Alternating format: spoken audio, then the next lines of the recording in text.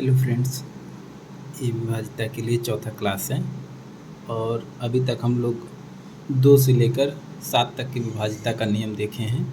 7 का और 11 और 13 इतना विभाज्यता हो चुका है। अब उसके आगे बढ़ते हैं तो 8 से विभाज्यता का नियम चेक करते हैं। तो 8 से विभाज्यता का नियम ये है कि यदि किसी संख्या के अंतिम 3 अंक, तो अंतिम 3 अंक का मतलब क्या होता है कि जो इकाई, दहाई और सैकड़ा के स्थान पे है, ये जो संख्या बनेगी अंतिम 3 अंक, अगर यदि ये 8 से विभाजित हो जाए तो जो पूरी संख्या दी गई है वो 8 से विभाजित हो जाएगी। इसमें क्या, जैसे हम लोग इसके पहले कि 4 से विभाजिता का नियम चेक किए थे। 4 से विभाजिता,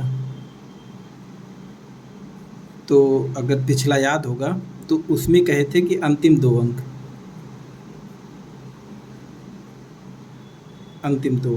यानी अगर अंतिम 2 अंक 4 से कट जाते हैं तो पूरी संख्या क्या होती है, 4 से विभाजित हो जाती है।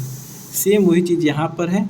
यहाँ अगर 8 से विभाजिता चेक करते हैं तो अंतिम 2 अंक के बजाय अंतिम 3 अंक, यदि अंतिम 3 अंक 8 से विभाजित हो जाएगी तो पूरी संख्या 8 से विभाजित हो जाएगी। जैसे फॉर एग्जांपल अगर हम देख लें 74,384, इसको चेक करना है 8 से यह विभाजित होगी या नहीं, तो हम इसके लास्ट के 3 डिजिट देखेंगे। लास्ट का क्या है, 384, इसको चेक करेंगे। अगर ये 8 से कट जाएगी तो पूरी संख्या 8 से कट जाएगी। अगर 8 से इसको डिवाइड करेंगे, 8 चौक 32, 6 शेष बचा 64, 8 अठाई 64, यानी ये अंतिम 3 अंक क्या हो रहा है, 8 से कट जा रहा है, तो पूरी संख्या जो है 8 से विभाजित हो जाएगी, 8 से विभाजित हो जाएगी। ठीक, तो सिंपल सा इसको चेक करना रहेगा, तो अंतिम 3 अंक को हम चेक कर लेंगे। अगर वो विभाजित हो रहा है तो पूरी संख्या विभाजित हो जाएगी। अब कभी कभी क्या होता है कि बहुत से क्वेश्चन में हमें अंतिम 3 अंक भी नहीं चेक करना होगा। सपोज करिए कि यहाँ पे 1 दे दिया, यानी अगर यही संख्या दे दिया 74381 और पूछ रहा है ये 8 से विभाजित होगा या नहीं, तो सिंपल सा इसके लास्ट में 1 है, तो ये तो सम ही संख्या नहीं है। अगर सम नहीं है तो ये 2 से ही नहीं विभाजित होगा, और 2 से नहीं विभाजित होगा तो 8 से कोई चांस ही नहीं है। तो ऐसे भी हम देख सकते हैं कि अगर लास्ट में ऐसा रहे कि विषम संख्या हो जाए तो भी ये पूरी संख्या क्या होगी, 8 से विभाजित नहीं होगी। अब इसमें नोट एक हम लिख सकते हैं कि वे संख्याएं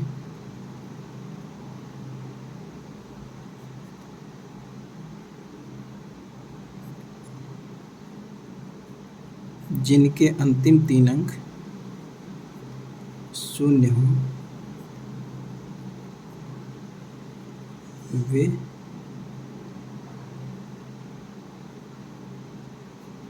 सदैव 8 से विभाजित होते हैं।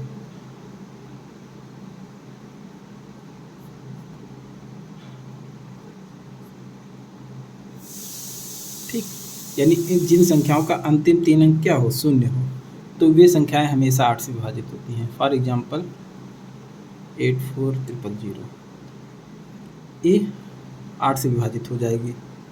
11,000, ये 8 से विभाजित हो जाएंगी।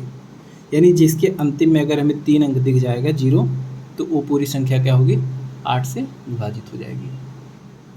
अब जैसे एक एग्जांपल है कि 7456x दिया है कि यह संख्या जो है वो 8 से विभाज्य है, तो x के क्या क्या संभावित मान हो सकते हैं। जनरली अब एग्ज़ाम में ऐसे ही क्वेश्चन आते हैं कि वहाँ पे कोई वेरिएबल x दे देगा, y दे देगा और पूछेगा कि अगर ये संख्या इस संख्या से विभाज्य है तो इसका मान क्या हो सकता है। अब संभावित मान की जगह पे बहुत कुछ पूछ सकता है कि न्यूनतम मान क्या हो सकता है, न्यूनतम मान क्या हो सकता है, अधिकतम मान क्या हो सकता है, कितने मान संभव हैं, कितने मान संभव हैं। तो ऐसे कई क्वेश्चन बना सकता है। तो इसको करने का क्या है, सिंपल सा मेथड कि कहाँ 8 से विभाज्य है। अगर 8 से विभाज्य है तो हम रूल के अनुसार जानते हैं कि अंतिम 3 अंक जो है ये 8 से कटना चाहिए। 56x है। अब इसको 8 से काटना है, तो 8 से अगर हम इसको डिवाइड करें तो 8 सते 56, 56 पूरा कट गया, यहाँ कुछ नहीं बचा। अब यहाँ पे कुछ नहीं बचा तो यहाँ पे क्या ऐसा हो कि ये पूरी संख्या 8 से कट जाए। अगर x के जगह पे हम सोचें कि 0 रख दें, तो अगर x की जगह पे हम x बराबर 0 रख देंगे तो संख्या हमारा बन जाएगा 560। यानी अगर इसको हम 8 से डिवाइड करेंगे तो सिंपली कट जाएगा 8 सते 56। यानी x का मान अगर 0 रहेगा तो ये पूरी संख्या क्या होगी, 8 से कट जाएगी। और अगर 1 रख देंगे तो 561 हो जाएगा। अब फिर 8 से अगर डिवाइड करेंगे तो नहीं कटेगा, 8 सते 56, एक शेष बच जाएगा। तो यहाँ पे क्या है कि x बराबर 0 पे अगर ये मान आया तो अब हम किससे डिवाइड कर रहे हैं, इसको 8 से डिवाइड कर रहे हैं। यानी जो x का मान आया अगर उसमें हम 8 और ऐड कर देंगे तो अगला मान हमें मिल जाएगा। यानी x का अगला मान क्या आएगा, 8। यानी x के जगह पे अगर हम 8 रख देंगे तो ये संख्या 8 से विभाजित हो जाएगी, जैसे 568 हो जाएगा। अब इसको अगर 8 से डिवाइड करें तो 8 सते 56, 8 51, 8। यानी x का मान अगर 8 रहेगा तब भी ये संख्या क्या होगी, 8 से विभाजित हो जाएगी। अब लोग ये सोच सकते हैं कि फिर इसमें 8 अगर हम ऐड कर दें तो 16 आ जाएगा, तो 16 भी ये संख्या यहाँ पे रख सकते हैं x का मान। तो ऐसा नहीं पॉसिबल है x का मान 16, क्योंकि x क्या एक अंकीय संख्या है। एक अंक में क्या हो सकता है, 0 से लेकर 9 तक, उससे ज़्यादा नहीं होगा।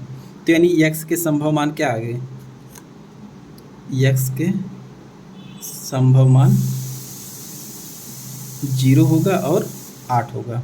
तो अब अगर यहाँ पे न्यूनतम पूछा होता तो न्यूनतम क्या हो जाता है, 0, अधिकतम 8। कितने मान संभव हैं, 2 मान संभव हैं। ठीक, ऐसे क्वेश्चन बना सकते हैं। ऐसे भी बहुत क्वेश्चन बन सकता है कि कोई संख्या दे दिया और कह देगा कि यह संख्या 72 से विभाज्य है।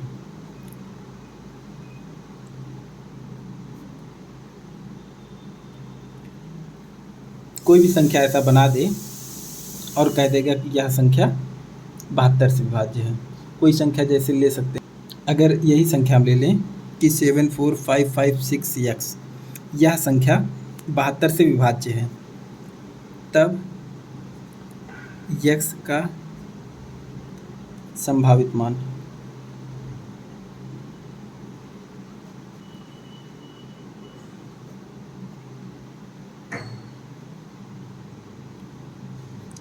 अब यहाँ पे क्या है कि 8 ना दे के सीधे क्या दे दिया, 72 दे दिया कि 72 से यह संख्या विभाज्य है, तो x का क्या मान हो सकता है। तो अब हम यहाँ पे देखेंगे कि 72 में क्या क्या है, 8 इंटू 9, ठीक। यानी 72 में 8 आ रहा है और 9 आ रहा है। तो इसके पहले, इस क्वेश्चन को सॉल्व करने के पहले हम एक बार आपको पहले 9 से विभाजिता बता दें, फिर उसके बाद यह क्वेश्चन हम सॉल्व करते हैं। 9 से विभाजिता के लिए देखते हैं, यह एकदम सेम है 3 से विभाजिता।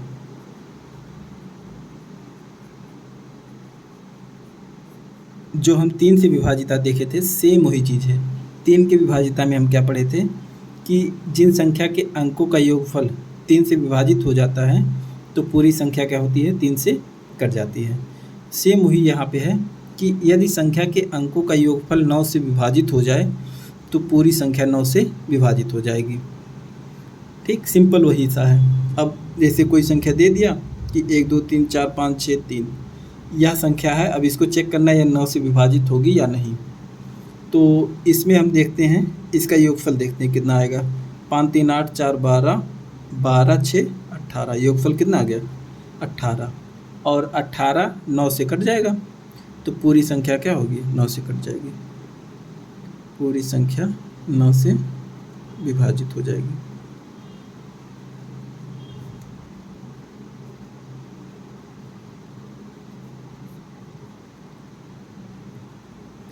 ठीक, अब पिछला क्वेश्चन जो था उसको देखते हैं। पीछे क्वेश्चन दिया था कि 74556x, ये कितने 72 से विभाज्य है।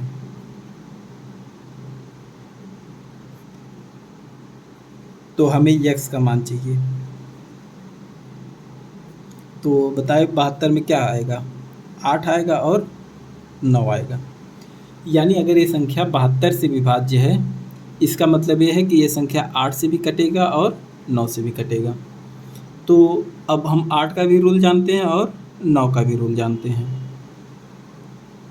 ठीक, तो किसी एक को चेक करते हैं। हम चेक कर ले रहे हैं 8 से विभाजिता, कि 8 से विभाजिता में ये क्या हो सकता है। तो 8 से हम बताए थे कि आखिरी 3 अंक को देखते हैं, तो 5 6 x। अब ये 8 से कब कटेगा, ये संख्या 8 से कटना चाहिए। 8 से कटने के लिए x का मान यहाँ पे क्या आएगा, अगर हम 0 रख दें तो 5 6 0 आ जाएगा और ये आसानी से 8 से कट जाएगा। ठीक, यानी इससे 8 से काटे तो आराम से कट गया, यानी x का एक मान तो 0 संभव है। और दूसरा अगर चेक करना हो तो सिंपली अगर 8 से हम काट रहे हैं तो इसमें अगर 8 हम ऐड कर देंगे तो अगला मान मिल जाएगा हमें। प्लस 8 करेंगे तो कितना आ जाएगा, 8, यानी x का दूसरा मान 8 है। यानी x का संभावित मान क्या है, 0 और 8। ये अभी एक के लिए है, सिर्फ अगर 8 से हम चेक करेंगे तो हमें x का मान या तो 0 आना चाहिए या तो 8, लेकिन हमें दोनों चीज़ चेक करना है ना, कि ये 9 से भी कटना चाहिए। अब अगर x का मान 0 आया है, 0 यहाँ पे रख देंगे तो संख्या बन जाएगा a। अब इसको हमें चेक करना है ये 9 से भी कट रहा है या नहीं, क्योंकि x के दो मान संभव, या तो 0 या तो 8। अगर 0 पॉसिबल है तो 9 से भी कटेगा, अगर 0 नहीं पॉसिबल है, 8 पॉसिबल है, तो 8 रखने पे संख्या 9 से कटेगा। तो यहाँ पे चेक करते हैं इसका योगफल कितना आएगा, 7 4 11, 11 5 16, 5 21, 5 27। योगफल कितना आ गया, 27। और 27 9 से भी कट रहा है, तो ये पूरी संख्या 9 से भी कटेगी, 9 से विभाजित होगी।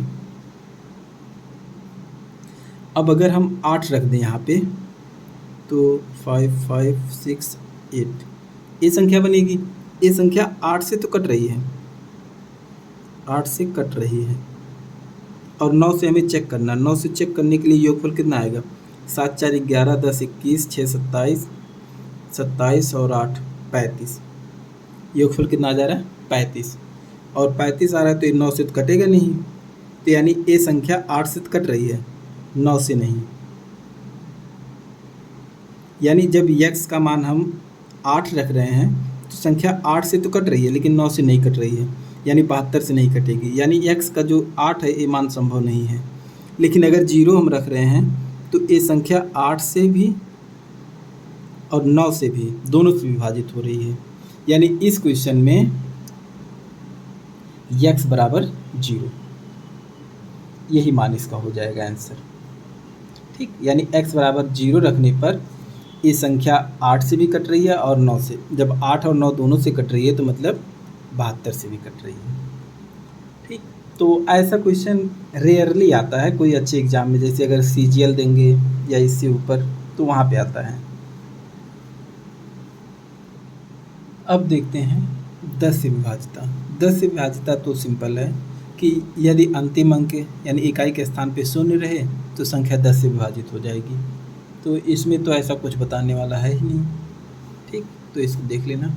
और 11 से विभाजिता, अब इसके लिए एक रूल तो हम बताए थे, जो 7 11 और 13 तीनों का एक साथ था, वो तो एक रूल है ही, उसके सहायता से हम आसानी से कर सकते हैं। उसके अलावा इसके लिए एक और रूल है कि यदि किसी संख्या के सम स्थान के अंकों का योगफल, ठीक, सम स्थान के अंकों का योगफल और विषम स्थान के अंकों का योगफल का अंतर, मेन चीज़ ये है, का अंतर 11 से विभाजित हो जाए तो पूरी संख्या 11 से विभाजित हो जाएगी। तो इसमें दो चीज़ ध्यान देने वाला है कि एक सम स्थान के अंकों का योगफल और विषम स्थान के अंकों का योगफल, ये दोनों हम निकाल लेंगे और दोनों का अंतर ले लेंगे। अगर वो 11 से विभाजित हो जाएगा तो पूरी संख्या 11 से विभाजित हो जाएगी। ठीक, एग्जाम्पल से इसको समझते हैं। तो अब यहाँ पे देखो सम स्थान के अंकों का योग क्या होगा? सम स्थान के अंकों का योगफल सम पे यानी दूसरे पे है और चौथे पे, इसका योगफल कितना हो जाएगा? 4। ऐसे निकालेंगे विषम स्थान के अंकों का योगफल, तो 1 और 3 ये भी 4 आ जाएगा। अंतर कितना आ जाएगा? दोनों का अंतर करेंगे तो 4 माइनस 4 यानी 0, और 0 सभी संख्या से कट जाता है, यानी ये संख्या जो है वो 11 से विभाजित हो जाएगी, 11 से विभाजित हो जाएगी। ठीक, और इसमें अगर इस संख्या में हम देखें तो इसमें भी निकालेंगे कि सम स्थान के अंकों का योगफल कितना होगा, यानी सम स्थान। तो सम पे कौन कौन है? 5 है, 9 है, 7 है और 2 है। इस सम स्थान पे हैं। सम स्थान मतलब दूसरे स्थान पे, चौथे पे, छठे पे, 8वें पे, ऐसे आगे 10वें 12 पे। तो इसका योगफल कितना होगा? 9 5 14, 14 7 21, 21 और 2 23। तो यहाँ पे आ गया योगफल 23। और दूसरा देख लें विषम स्थान, तो यहाँ पे कितना आ जाएगा? 1 1 2, 8 2 10, 10 4 14, 14 1 15। विषम स्थान पे कितना आ गया? 15। इसका अंतर कितना आएगा? अंतर आ जाएगा 8। 11 से नहीं विभाजित है। जब अंतर नहीं विभाजित है तो संख्या भी 11 से नहीं विभाजित होगी, संख्या 11 से नहीं विभाजित। ठीक, इसको एक एग्जांपल और लेते हैं तो अच्छे से क्लियर हो जाएगा। अगला एग्जांपल है कि 745382 ये संख्या दिया है और चेक करना है 11 से विभाज्य है या नहीं।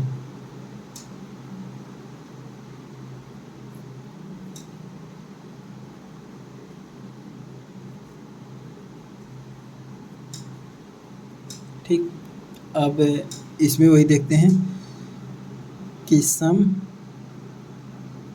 स्थानों के अंकों का योग। तो सम स्थान पे ए है,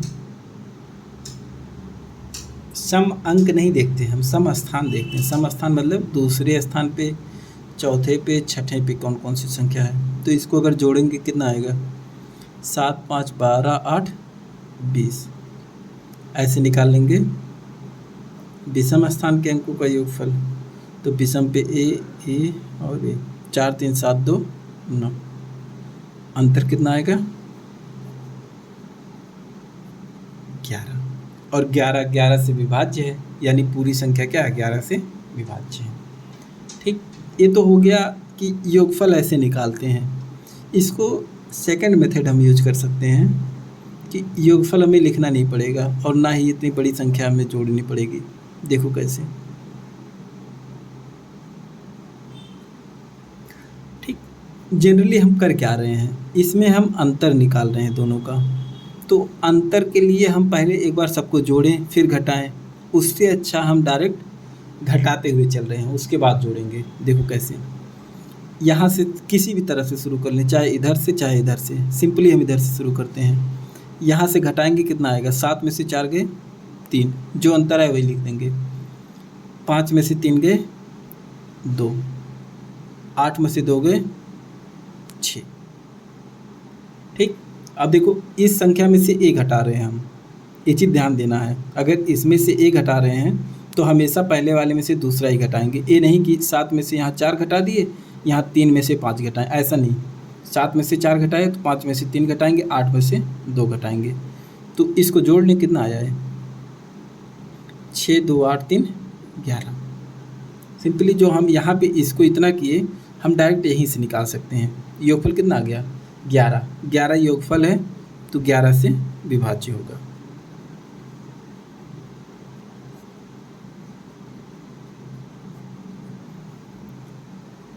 ठीक है, तो यहाँ तक हो गया विभाजिता।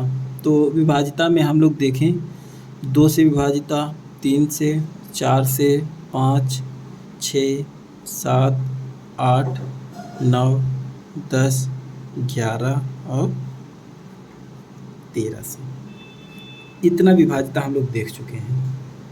अब विभाजिता में और तो वैसा कोई रूल बचा ही नहीं है, मैक्सिमम हो गया है। अब इससे ज़्यादा अगर मान लो 12 आ गया कि 12 से किसी संख्या को हमें चेक करना है, तो 12 में हम जानते हैं 4 आता है और 3 आता है, तो 4 से चेक कर लेंगे, 3 से, तो हमें 12 का मिल जाएगा। 14 आ गया तो 14 के लिए सिंपली क्या देख लेंगे, जैसे अगर 14 आ गया तो 2 और 7 है, 7 से चेक कर लेंगे, और अगर वह सम संख्या है तो 14 से विभाजित हो जाएगी। तो अब इसके अलावा और भी जितनी संख्याएं आएंगी उसको हम ऐसे फैक्टर करके चेक कर सकते हैं। जनरली क्वेश्चन बनता है कि कोई संख्या 48 से विभाज्य है, 64 से विभाज्य है, 44 से विभाज्य है, ऐसी क्वेश्चन बनेंगे। अब जैसे 48 आ गया, 48 में क्या आ जाएगा, 8 और 6, यानी हम उसको चेक कर लेंगे 8 से विभाजित है या नहीं और 6 से विभाजित है या नहीं। अगर 8 से भी है, 6 से भी है, तो 48 से विभाजित है। 64 के लिए 8 गुणे 8 ऐसे ही बन जाएगा। 44 में 11 और 4, यानी 11 से विभाजित होनी चाहिए और 4 से।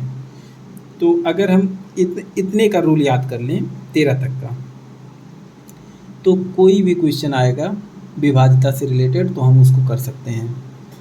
तो विभाजिता सिर्फ डायरेक्ट क्वेश्चन के लिए यूज नहीं है कि डायरेक्ट क्वेश्चन इसका पूछेगा 2, 3 से विभाजिता, ऐसे में इसका यूजफुल नहीं है। ये यूजफुल बहुत ज़्यादा है सभी प्रकार के क्वेश्चन में। कोई भी क्वेश्चन आए, सभी प्रकार के क्वेश्चन में इसका यूज हमेशा होगा, इन चीज़ों का। इसको हम सबसे अच्छा यूज करते हैं ऑप्शन एलिमिनेट करने में।